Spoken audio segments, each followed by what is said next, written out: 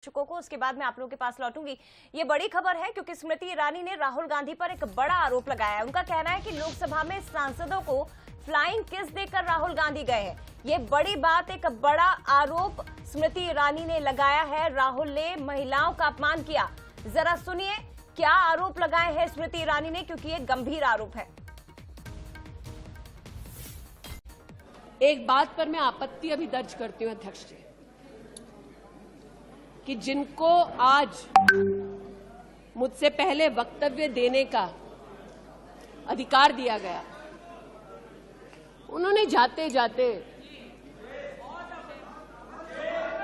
एक अभद्र यहां पर लक्षण के दर्शन दिए। It is only a misogynistic man who can give a flying kiss to a parliament with seats female members of parliament.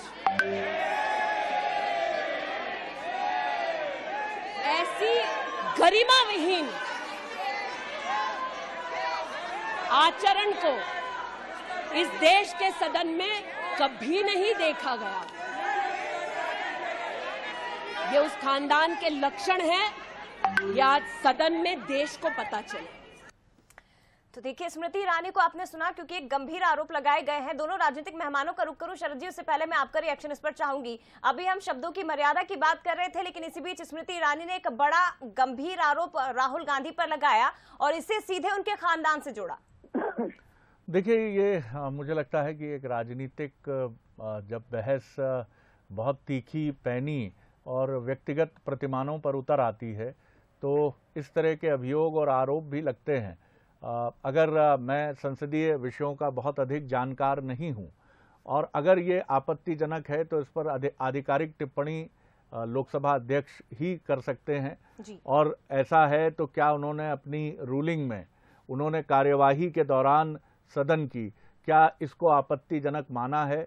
तो ये एक संसदीय प्रक्रिया, संसदीय मान मूल्यों के अनुसार है। आपको याद होगा कि इसके पहले भी कुछ 2-1 वर्ष पहले जब उन्होंने उनके एक जेस्चर को लेकर राहुल गांधी के उनकी काफ़ी बात उठी थी कि जी। उन्होंने जिस अब ये कितना, किस तरह से, किस रूप में देखा जा रहा है, लेकिन अगर आप इसको राजनीतिक विषय के तौर पर देखेंगे तो मुझे लगता है कि ये राजनीतिक विषय नहीं है।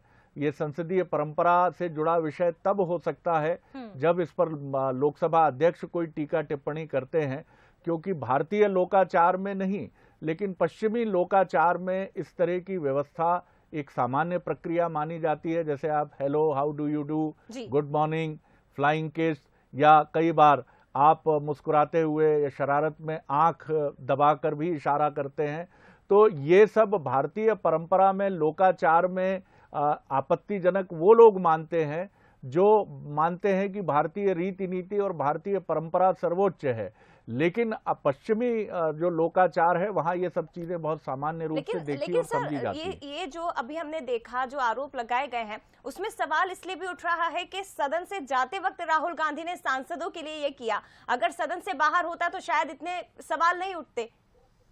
देखिए, फ्लाइंग किस जो है वो एक अपनी प्रसन्नता व्यक्त करने का एक तरीका है जी। इसमें मैं फिर कहूंगा कि ये पश्चिमी लोकाचार है। और जब भी कोई भी महत्वपूर्ण खिलाड़ी या कोई भी व्यक्ति होता है क्रिकेट के मैदान में, वो इस तरह की बात करता है। सुशील आनंद शुक्ला जी से एक क्विक रिएक्शन में लेना चाहूंगा, फिर डॉक्टर हितेश वाजपेयी की तरफ। जी शुक्ला जी, आपकी प्रतिक्रिया। देखिए सरद जी, है ना, जाती रही भावना जैसी, तो स्मृति ईरानी जी अपनी भावनाओं के हिसाब से इस चीज को ले रही हैं। जैसा भी आपने कहा कि प्रसन्नता व्यक्त करने का, भाव व्यक्त करने का एक माध्यम हो सकता है। और उसके बाद में ये तो महत्वपूर्ण है कि इस मामले में लोकसभा अध्यक्ष जी, वहाँ पे पीठासीन अधिकारी इस मामले को किस प्रकार से लेते हैं, उसके बाद ही कुछ कहा जा सकता है। लेकिन स्मृति ईरानी जी का जो स्तर है, जिस स्तर से स्मृति ईरानी जी जिस स्तर तक गिर के आजकल वक्तव्य दे रही हैं, उसके बाद मुझे इस प्रकार के आरोप लगाना कोई उनके मुंह से कोई आश्चर्यजनक बात नहीं है। वो किसी भी स्तर तक गिर सकती हैं। और स्मृति ईरानी जी जिस नाटकीय परंपरा से आई हैं उससे भी उभर नहीं पाई है इतने दिनों केंद्रीय मंत्री रहने के बावजूद भी। डॉक्टर हितेश वाजपेयी। देखिए, इससे दुर्भाग्यजनक क्या हो सकता है शुक्ला जी? आपकी भी बच्चियां हैं, बेटियां हैं, और आप किसी महिला के लिए निकृष्ट कहना, उसको गिरा हुआ कहना, अब मैं शरद जी क्या चर्चा करूं इसके बाद, बताइए आपसे। मैं भी क्या गालियां देना शुरू कर दूं इनके नेताओं को? मतलब आप शरद जी बार बार आग्रह कर रहे हैं कि मर्यादित रहें, अच्छा रहें, बचाने की कोशिश कर रहे हैं राहुल गांधी को कि भाई उसको आप लीवरेज भी दे रहे हैं कि भारत की परंपरा के अनुकूल नहीं है लेकिन वेस्टर्न में है।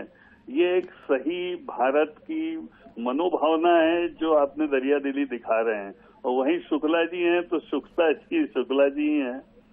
मतलब बहुत दुखद है ये। लेकिन डॉक्टर हितेश वाजपेयी, क्या आप मैं फिर इस सवाल पर आता हूं जिसकी बात हमने की और जिसकी तरफ आप भी इशारा कर रहे हैं कि आखिर आपको लगता है कि स्मृति जी नाटकी और घटिया हैं जिस शब्दों का प्रयोग ये कर रहे हैं शुक्ला जी? ऐसा बोलना चाहिए एक मानव सांसद। मैंने कब बोला भाई नाटकी है? जिस नाटकीय परंपरा से आती है, गलत क्या बोला भाई? भी बोला साहब, नाटकीय शब्द का इस्तेमाल किया है डॉक्टर साहब, उन्होंने नाटकीय शब्द का इस्तेमाल किया है। नहीं मत बोलिए साहब, कोशिश करिए आप। राहुल गांधी को बोल लेने दीजिए। आपको और हमको तो मोहल्ले में रहना है कि नहीं रहना है? उनका क्या है साहब, बड़े आदमी हैं, वो कुछ भी बोल के चले जाएंगे और हमको उनको प्रोटेक्ट भी करना है आप लोगों को। लेकिन मुझे लगता है कि हितेश भाई उसी खुले हृदय से आप स्मृति ईरानी की भी आलोचना करिए, वो जितना स्तरहीन हो चुकी है। देखिए वो संभव नहीं है शुक्ला जी, आप भी समझते हैं, मर्यादाओं में आप समझते हैं। और डॉक्टर हितेश वाजपेयी ने शुरू में ये कहा भी कि हमें अपने अपने नेताओं को प्रोटेक्ट करना है। लेकिन महत्वपूर्ण बात ये है, मैं फिर ये कहूँगा, फिर ये अपेक्षा भी हम रखेंगे इस देश के महान लोकतंत्र से, और चाहे छत्तीसगढ़ के मुख्यमंत्री भूपेश बघेल हो या मध्य प्रदेश के मुख्यमंत्री शिवराज सिंह चौहान हो, संचार में इन दोनों की शालीनता, जबकि ऐसा नहीं है कि राजनीति में कटीली बातें, चुटीली बातें, व्यंग और कटाक्ष से ये दोनों राजनेता कहीं अपने को पीछे रखते हैं, लेकिन उसके बाद भी भाषा का संयम, मर्यादा, तो ये एक महत्वपूर्ण चीज है। ये विशेषज्ञ तय करें कि कहाँ क्या कुछ हुआ है, लेकिन कहीं अगर हम इस भाषा में बोलेंगे तो बहुत सारी चीजें टूट कर गिरती हैं और बहुत सारे मूल्य आहत होते हैं। और मुझे लगता है कि ये बिल्कुल सही समय है 2024 के लोकसभा चुनाव के पहले कि जनता की पीड़ा पर बात हो, जनता के दुख दर्द पर बात हो, जनता की बेहतरी के लिए क्या कुछ किया जा सकता है। अतीत में भी चुभने वाली 1000 साल की गुलामी के दौरान बहुत सारी बातें हैं भारत में, लेकिन उन बातों को उघाड़ कर लाकर उनका संताप मनाते हुए अगर हम 2024, 25, 26 और 30 में जाने की कोशिश करेंगे तो शायद आहत ही होंगे। और मुझे लगता है मुझसे बहुत बेहतर ये बात हमारे राजनेता माननीय राहुल जी, माननीय प्रधानमंत्री नरेंद्र मोदी जी और जो जनप्रतिनिधि हैं वो बेहतर समझते होंगे। बहुत धन्यवाद करता हूं सुशील जी, बहुत धन्यवाद डॉक्टर हितेश वाजपेयी। जया। बिल्कुल, तो दोनों राजनीतिक मेहमान हमारे साथ जुड़े थे, दोनों का बहुत धन्यवाद। शरद जी आपका भी बहुत धन्यवाद। लेकिन आज राहुल गांधी जब सदन में पहुंचे तो उनका रुख देखने लायक था। उन्होंने कई मुद्दों पर सरकार से सवाल पूछे, लेकिन इंतजार अब कल का भी किया जा रहा है जब प्रधानमंत्री नरेंद्र मोदी सदन में पहुंचेंगे और अविश्वास प्रस्ताव पर जब वो जवाब देंगे तो आखिर क्या कुछ कहेंगे, इस पर पूरे देश की निगाहें टिकी हुई है।